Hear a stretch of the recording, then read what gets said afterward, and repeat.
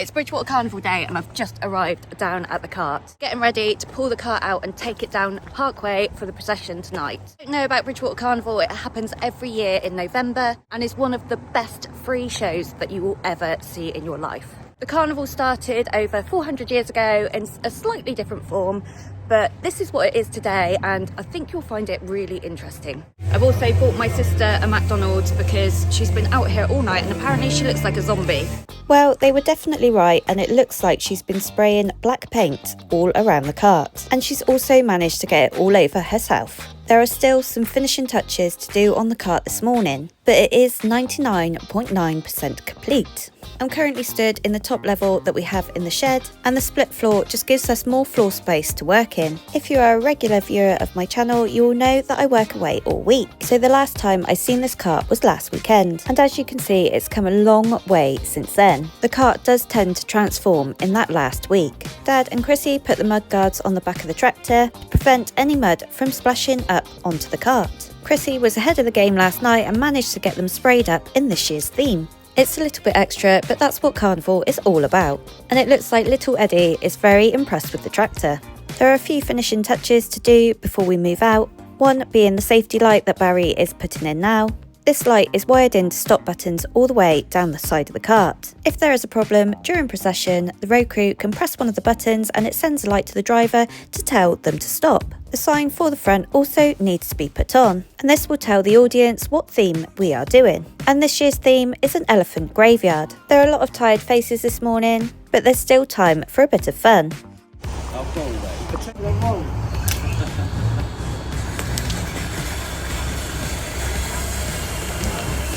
It was it you? Ernie has turned out with a second tractor, as this year we are going to use two tractors, one to pull out the car and one to pull out the generator, and hopefully it will make it a little bit quicker. So we do not want to be late with this car.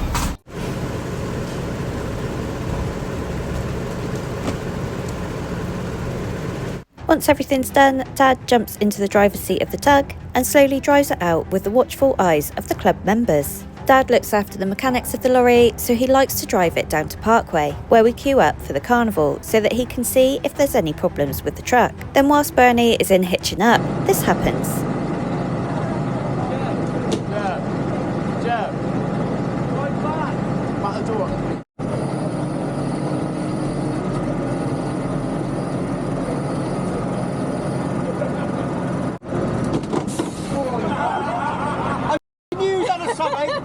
As soon as I hear it go back, I fire. Bernie's hitched the middle section of the car up and he's slowly pulling it out of the shed. Everyone was excited to see the tug come out of the shed, but this is the one that they really want to see. This is the main section of the cart, and although you can see it in the shed, you can't really get a good look at the big picture, as there is so much stuff around it to be able to see it all at once. I can safely say that nobody is going to be disappointed with this cart. We always pride ourselves on tidiness and attention to detail, and this is no exception. Then it's my turn to back the other tractor back in, and my job is to pick up the generator trailer. As part of our VSO, Vehicle Special Order, we are allowed a tug and two trailers. Our tug is a lorry and is a H-Reg Ford Cargo. Once they back me up to the trailer, they get the pin in and put the airlines on and the Susies for the lights. Because we do this every year, everything is set up, ready to go, and doesn't take too long at all. Once everything's connected, I can start pulling the generator trailer out of the shed. I'm carefully guided out by the club members, and if I get too close to either side, they will give me a shout to stop. There are only a few inches either side to play with, so it's important to be extremely careful. And I must admit, it is a relief when it's finally out. Well, I say it's a relief when it's finally out, but I do have to get down the lane. If you've watched my videos from previous years, you will know that the lane out of our cart shed is very, very narrow. Although this year, I must say they've done an excellent job of trimming back the bushes and trees. And this year, we're all going in convoy, which is a little bit easier because I can see how the cart is moving in front. The width we are allowed to build our cart to under the VSO is 11 foot, which is around 2.5 feet wider than a standard lorry. The carts are also 16 foot high and can be a maximum length of 100 foot. We are also allowed a maximum weight of 50 tonnes. Once we get out of the narrow lane, we have another lane to contend with. It is a bit wider on this lane, but there are parked cars and there are also low trees. So I just take it very steady as I go through, as I don't want anyone's hard work being ruined. And as I pull the car out, I know the weight of responsibility that is on my shoulders today. We pull up at the end of the road and let the traffic go past, and this is where we will wait until we are told we are allowed to go down to Parkway. We also need to hitch up the tug to the main cart section as we head down to Parkway in 2 pieces. The only reason we pull it out of the shed in 3 pieces is because it's got to go down the narrow lane. Bernie has already unhitched and gone back farming, which leaves Dad with the tug and the cart and me with the tractor and the generator trailer. Once it's all hitched up, it starts to pour down with rain, so we all take a bit of shelter wherever we can. Decided to have some peace and quiet in the tractor. Before the rain started, I was out blacking the tyres on the cart and cleaning the wheels. The cart looks really tidy at the moment. There's not a lot that we can do here. We're down to the bottom of the road earlier than we ever have before, but it does mean that we have to wait before we can go onto Parkway. We can go onto Parkway at 1 o'clock. We got down here at 11:30, so there has been a bit of waiting around, but it's better than being late. I've been sat here now for about 15-20 minutes and Dad's just come down and given me a 10-minute warning.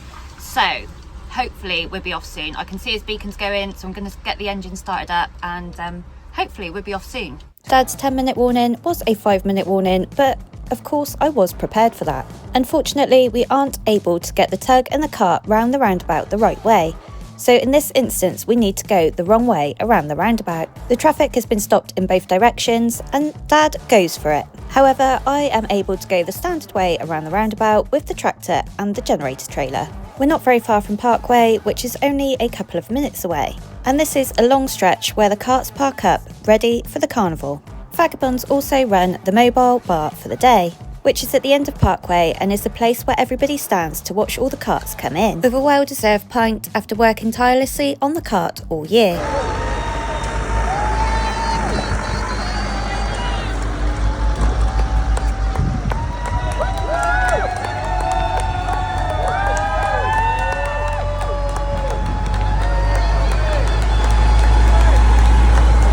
This is such a proud moment for everybody, not just for me and Dad driving it in, but finally the cart is out and everyone can stand back and admire the work that they've put in.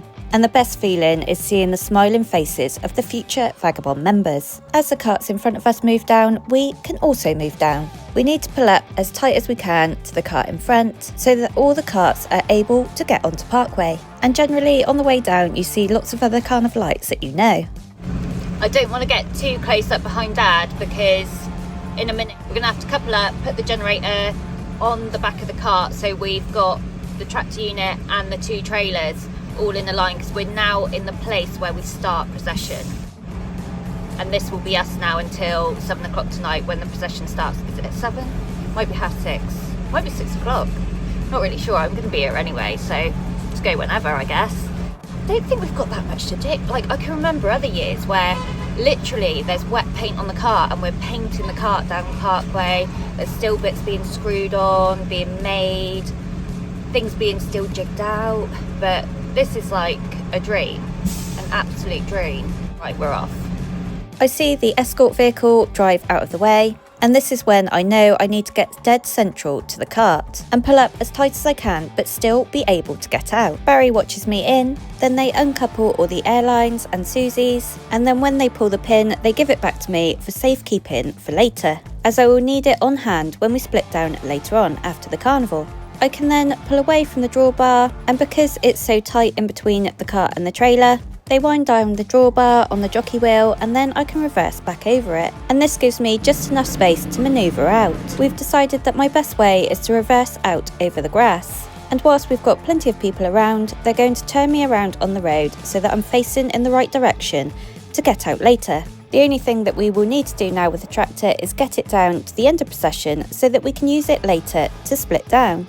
Now that the tractor's out of the way, the cart can be coupled up. Dad will reverse the cart back a short distance in a straight line and it should marry up with where I've left the generator trailer, with possibly a couple of inches to spare either way. We do a few jobs around the cart and make sure that everything is at the cart that we could possibly need before getting all the escort vehicles away.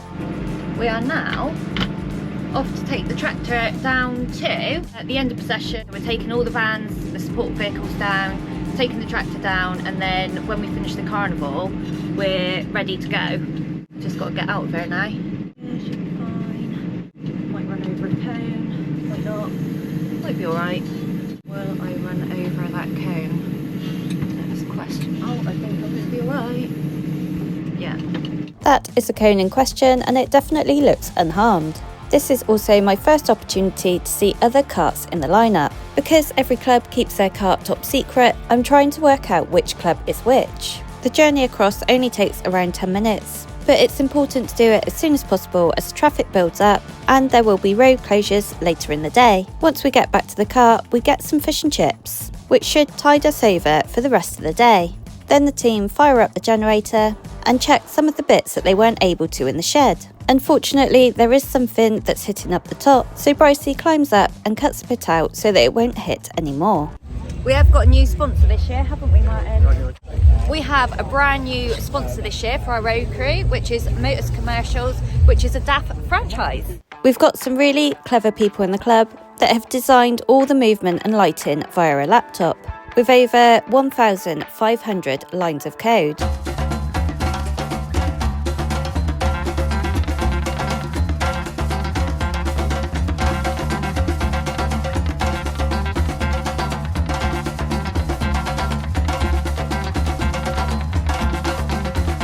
It's been cleverly designed and engineered so it's two carts in one. The dark side that gives you the feel of the African elephant graveyard, and the light side which gives you the African safari vibe. They rotate backwards and forwards so you get to see both sides. While we're waiting, I go and have a look around the other carts. This one of Globes really comes alive at night, and they've got some great music to go with it.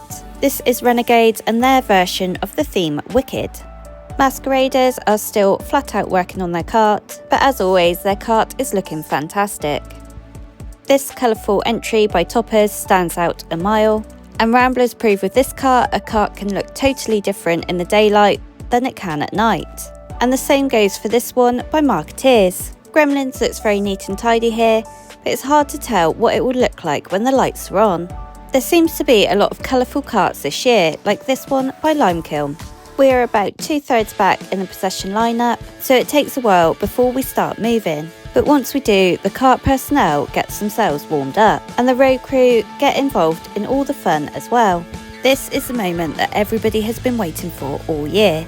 So even though everybody is super tired from cart building, the adrenaline is running high. We just can't wait to show this cart off to all the spectators, and obviously we hope that they like it as much as we do.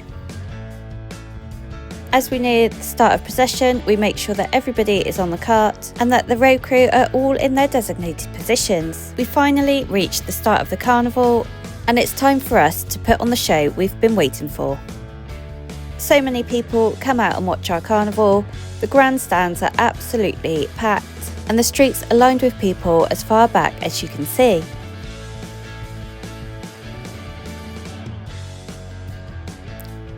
I love watching a carnival cart come round a corner, as you can see the whole cart with everything moving together. The route takes the cart up through town and around the tricky hairpin bend at Cornhill. As the cart heads around Cornhill, you can really see the difference in the cart, from the light side to the dark side, as each layer works in perfect unison with each other, and the spectators are seeing two different carts in one. This is also the place on the route where the live stream is filmed, and it's also being live streamed in the picture up above the cart here.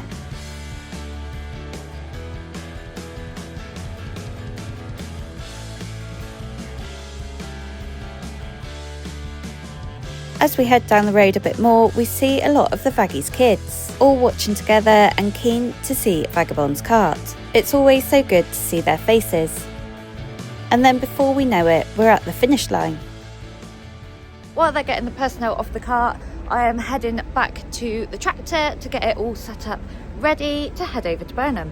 Before I do anything, I'm going to put the Susie lines on, ready to hitch up. We've got to head down to the Hinkley Point car park, down at junction 23 of the M5. We're pulling to there, we're unhitched the generator trailer onto the tractor, and then we can head down to Burnham-on-Sea. Although we're not going into the procession lineup tonight because we have a brake test tomorrow on Black Sunday morning at 8 o'clock.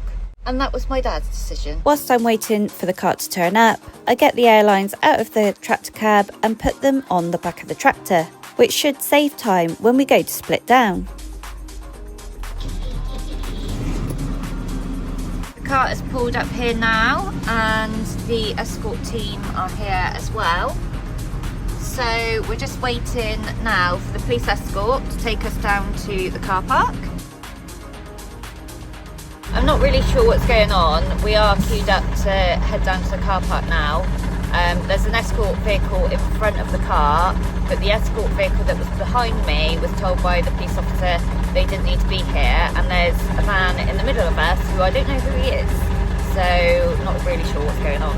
I'm hoping that the escort vehicle behind me can get back down to the car park somehow, because otherwise we won't have enough escort vehicles to get over to Burnham tonight. So that might create a little problem for us. Because we are fully trained, we must have a police escort down to the car park where we need to split down. It's quite a slow process to get down there, but once we're in, we can get ourselves split down and get on to Burnham-on-Sea. The cart pulls up to the left here, and I pull down beside the cart to get myself in a position ready to hitch up the generator. There are quite a lot of Susies and cables that need to be removed. Once they've done that, they can pull the pin and the cart can move forwards, leaving me space to get in with the tractor. I pull forwards in front of the generator trailer and then reverse back up to the drawbar. Once I'm lined up just right and they've got the pin in, they can start connecting the airlines and Susies for us ready to go. The escort van that was behind me that was told that they weren't allowed to come in the convoy with us has managed to detour around town and make their way back to the car park. So that now means that we have enough vehicles to travel over to Burnham-on-Sea with. Burnham-on-Sea is only 11 miles away, so it won't take us too long at all. We're all parked up now down near Keedwells as we're going in there tomorrow morning for a brake test. So I had a little discussion. I'm picking Dad up at 7 o'clock in the morning. It's now midnight. By the time I go home, have a cup of tea and have a shower, I'm not going to be in bed till at least 1:30. And I've got to be at my dad's at 7 to pick him up. We're all so happy about this brake test tomorrow. It's now Sunday and it's 7 o'clock and I've just come to pick Dad up to go down and do the brake test. We need to be down there for 8 o'clock, although Dad wants to be down there at 20 to 8 to make sure everything's right. I'm going to head down there now and sort that out while everybody else goes out for breakfast and goes for a drink. We turn up at Burnham-on-Sea and make our way down to the cart. Not long after we arrive, Barry Smith turns up. I get on last night. I see you didn't look very happy walking along in front of the car. I know, I can see you. Martin's gone down and done a quick recce. There is definitely someone there ready to do the brake test for us, so we're going to head on down. Oh, Dad's going already.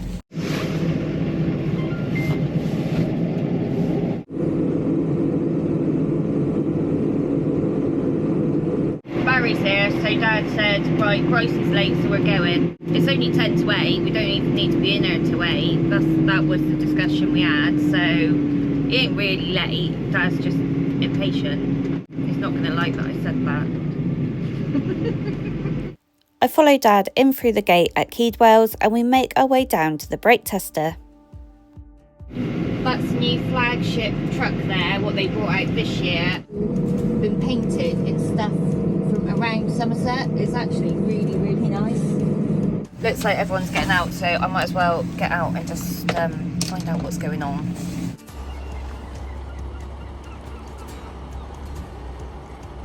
Keedwells have an outdoor brake tester which is perfect for us with the cart. Dad just needs to drive the cart up over the rollers and get the front set of wheels in the middle of the rollers. Martin jumps into the DAF that they've got here as we're going to have to move a trailer that's in front of the rollers to get the full cart through the brake tester. This trailer is a trailer that they use for loaded brake tests, which is probably why it's sat right in front of the brake tester. We're not moving it very far, just enough to get through the brake tester, and then we'll put it back afterwards. Whilst Martin's waiting for the air to build up in the trailer, he does his hair in the mirror. Martin used to drive trucks for a living, but now he works for DAF. And even though he's got his HGV licence, he has no desire to drive the cart. In fact, he'd rather road crew, and his favourite escort position is taking up the rear. Every single one of the 9 axles needs to be tested. On each axle there are 3 tests, one to test one wheel, one to test the other wheel, and then the handbrake. The rollers also test axle weights and the full weight of the vehicle. Once the tug and the cart's done, I pull the generator trailer round.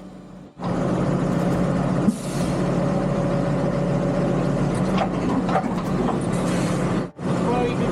on the foot brake to back.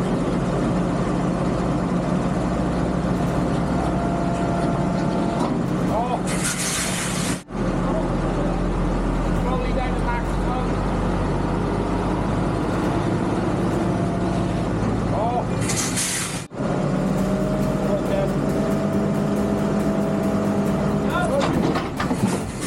When you're sat in the vehicle for the brake test, the rollers will start working, and then you slowly put your foot brake down to maximum until the rollers stop. While I'm turning the generator trailer round, the rest of them get the results for the brake test, and we can head on our way to Burnham on Sea. And I'd like to say a massive thank you to Keedwells for letting Carnivalites like ourselves go in and use a brake tester. Without businesses like this, Carnival just wouldn't survive. The brake test went really well, and we came in at just under 38 tonne. Now that we don't have such big generators, it's not such a worry about our weight. It's a bit tight getting into the lineup at Burnham, and we need to squeeze past the other carts to get down to the position that we need to be in, with only inches to spare. Whilst we were down at the brake test, Dad did say that wouldn't it be nice if we could get a space just over the bridge. And as we pull in, it looks like he's going to get what he wanted. I pull right up behind the cart as centrally as I can, ready for hitching back up. There are some branches that we've brushed past on the way down through, and as we reverse the cart back up, we don't want them to bend the other way and break bits on the cart. So Barry climbs up into the tree with a jigsaw and cuts down the relevant branches. We can then get the tractor unhitched from the generator trailer and get it moved out of the way, ready to back the cart up to the generator trailer. I just park the tractor on the grass for now, and we'll move it later. At this point, Dad jumps back into the cart and we reverse it back up in a dead straight line, and it should meet up just right. It's only a small amount out, so we pull the pin on one side of the swinger and we can push the hitch across slightly, which will allow us to get the pin in.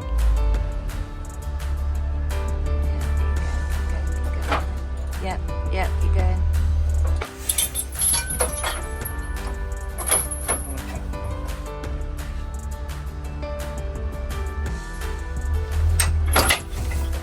With a bit of communication, front and back, we managed to get the pin in. Dad will now pull forwards and we can get the pin on the swinger in. And we also need to connect up all of our Susies. The cart looks really good parked up here in the sunlight, but it doesn't look like the sunshine will last for long as there's a big dark cloud coming. Cart's all parked up, so we're just going to take the tractor down to the end of procession, Burnham Carnival, so it's all there, ready to go on Monday. And as we head down to drop the tractor off, it does start raining. And once this is dropped off, I will be going home to shower, change and head out for Black Sunday. I hope everybody had a great Bridgwater Carnival and a Black Sunday, and we'll see you at the next 6 carnivals. Thanks for watching.